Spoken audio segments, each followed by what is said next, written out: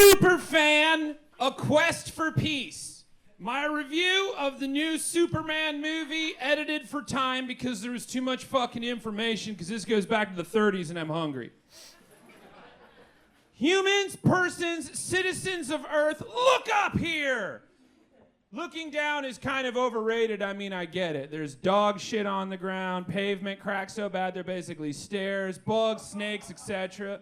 But take a second look up because you need it. I know, because I'm usually up here shitting on your Subarus whenever you don't see me coming. And the reason you don't see me coming is because you never look up. So take a second and try it. It is good for you. Lately, I have noticed that there's a lot of head hungage these days, waggling your nogs like you're at a really slow metal show. Bobbing, not bopping, just a steady up and down, maybe side to side of the rhythm of your walkage, looking like horses just found out how glue is made. I'm sure it's easier. Your heads are huge. You're basically walking tetherball poles with short leashes on some truly fascinating, complicated meat computers and bone balls, just bouncing along as you spin in the cosmos. But nothing worth doing is ever easy. But damn it, it makes it better if you just put in the fucking effort. So look up, be it literal or figurative. Because your existence is a cosmic dice throw that hit it big enough to give you the power to dominate this planet. To the rest of the kingdom, you humans are superpowered. You are our heroes. And it doesn't take all that much. There's a lot to hang head about. I get it. I read shit. I'm in the comments section. It's rough. You need a reason to look up, a reason to crane and catch sky, something up there, something to make you stop and look up in the sky. A plane, a bird, perhaps? It's easy to be a dick. It's easy to be cynical. It's easy to punch down. It takes a little reason, a little gumption to be a hero, but it's not a lot. It's not a ton of work. You don't need a toxic spill, a spider bite, dead parents, and unlimited funds. It took 4 whole-ass ghosts to flip Scrooge. You don't need to deal with that. You can just let someone merge on the highway. You don't need to do something faster than a speeding bullet, more powerful than a locomotive. You don't need to be able to leap tall buildings in a single bound. Never forget, he didn't always fly. Not even Earth's mightiest hero could fly at first. And yeah, that's an Avengers reference. I'm testing you. Are you ready? I don't think you are. It's hot and things are getting you down. So look up, buck up, get on my back, bipeds. Grab your regal reward points, save those. It's worth it. Let me take you up in the sky because Superman is back and we're going to the movies! James Gunn's 2025 Superman, originally titled Superman Legacy, but whenever you put a colon on something and then say like legacy or reborn or rebirth, you know it's gonna get soggy with callback history. Way to keep it crispy, Hollywood. It has been 11 movies, 8 live-action Supermen, including 2 Reeves that were not related, by the way, in case you're paying attention. Not to mention radio, animated movies, video games, Legos. And before you get your butthole in a pretzel, my little couch riders, they're all great. Your favorite is great. Shout out to your favorite. It's the best one. You're special and perfect. Just fly with me. There's not enough time. It's a ton of information. I didn't drop you or forget you or anything. It's just too heavy for Superman to lift. David Corenswet is Big Blue, fighting a bunch of villains, including Nicholas Holt's shiny tech bro Lex Luthor. Speaking of crypto, there's a dog. His name is Crypto. And yes, he's adorable. He's a fucking terrier in a cape. Game, set, match. You got a Daily Planet, you got a Fortress of Solitude, complete with Superman robots, voiced by Alan Tudyk, who's the only robot voice in existence now. Getting typecast as Alexa is a dream job. High five, Wash. You're a leaf on the wind. And if you get that reference, then you too will be happy that they managed to make Nathan Fillion a Green Lantern in this movie, joining Ryan Reynolds. All that's left is to get Richard Ruccolo into the Lantern Corps, and then finally 2 guys, a girl, and a pizza place will be canon in the DCU. The prophecy is fulfilled. Plus, there's a ton of cameos that I shall not spoil here because I'm not a dick. See how easy it is to not be a dick? Sorry, that was a ton of references, but this movie is massive and the canon is hefty, so hold on tight. If you've been posting about Love Island, you can follow me on this.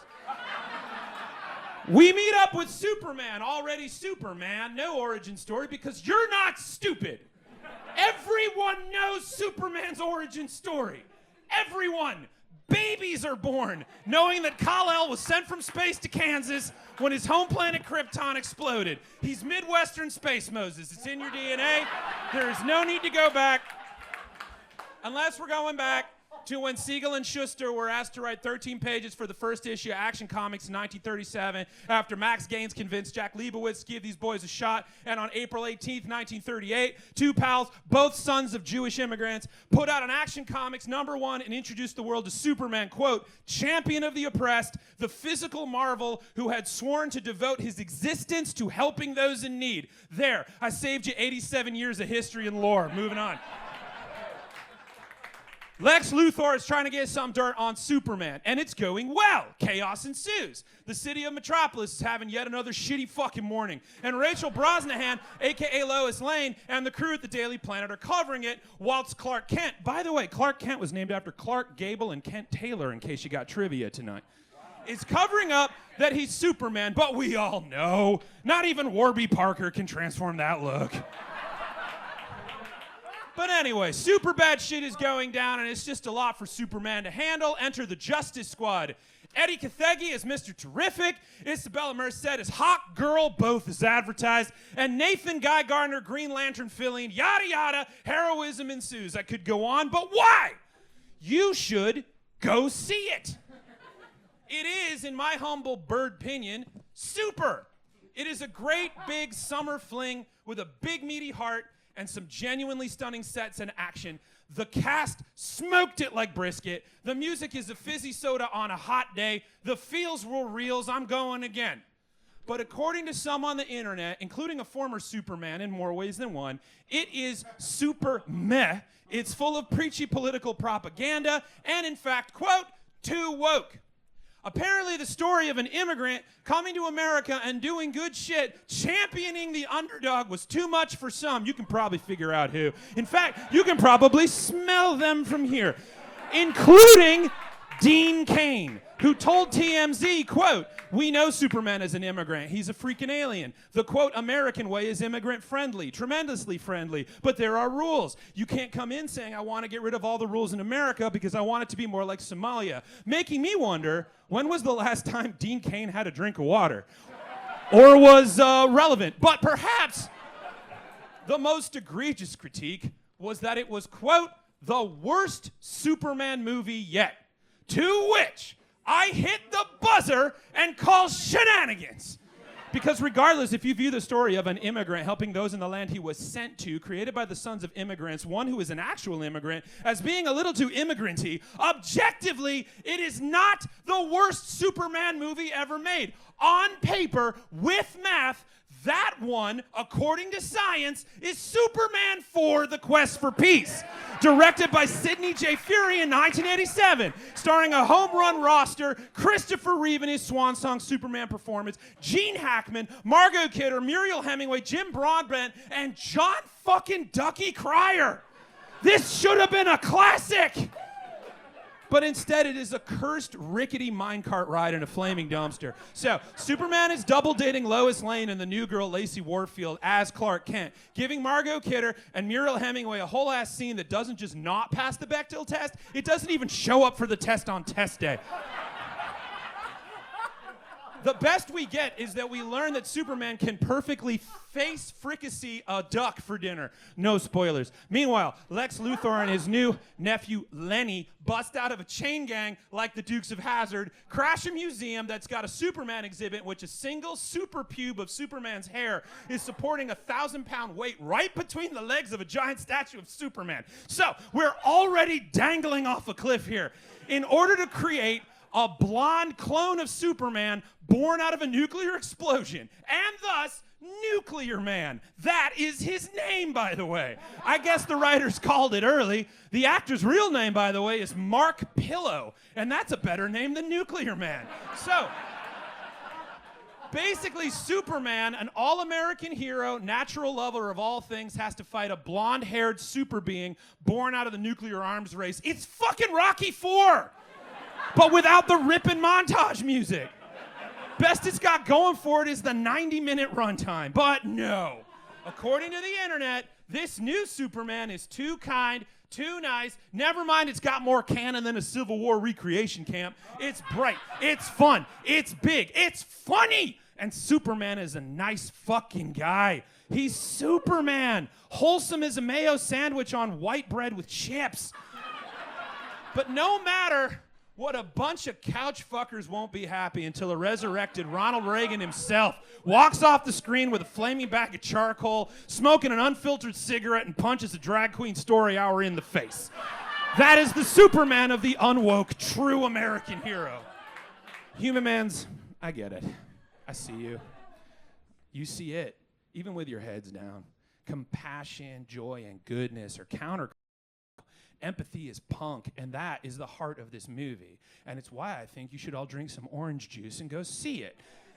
Maybe it's kindness, maybe it's hydration, maybe it's, dare we say, soul that can help us all leap tall buildings, lift tremendous weights, outrun express trains, whatever you gotta do. Find the hero in you, because it's there, humans. I've seen it on screen, in the news, in traffic, when you let someone merge. Just let them merge!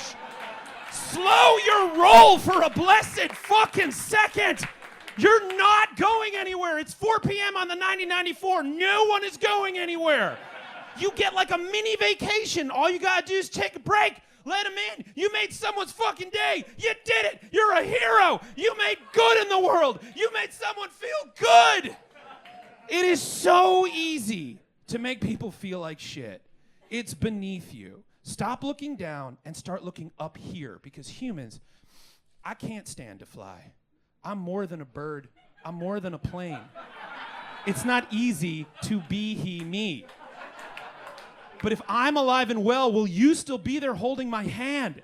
Keep me by your side with your superhuman might. So confused about what to do, growing older all the time, feeling younger in your mind. Here you am, doing everything you can, holding on to what you am. You am Superman, and you know what's happening. 5 stars.